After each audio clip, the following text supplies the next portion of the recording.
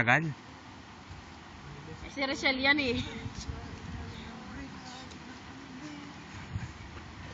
Mas lalong dapat mag-zipline siya para pag may isip na yung anak niya, kwento niya masarap. Oo. Ito po sa February 3 Pang bata yung 3 happy. Hindi po, pwede rin po siya. Kabagay, pwede. Tingin ko si Rachel na yun. Hindi na rin sumigaw. Tabi ka dyan, tabi ka dyan. Uy, Tatabi nga ka pala ako. Yes.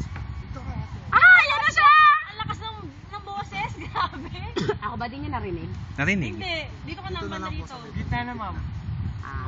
Tumahimik ako na ng konti eh. Kasi sinasabi sa sarili ko, kaya ko to, kaya ko to, kaya ko to, kaya ko to. Kala namin namatay ka na eh.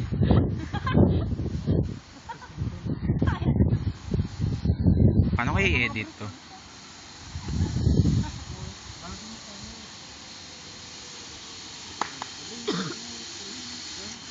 Ay, magaan siya. Kapit lang po. Bakit siya nahinto doon? Nabigatan. Nasuspend. Kamusta? Sarap?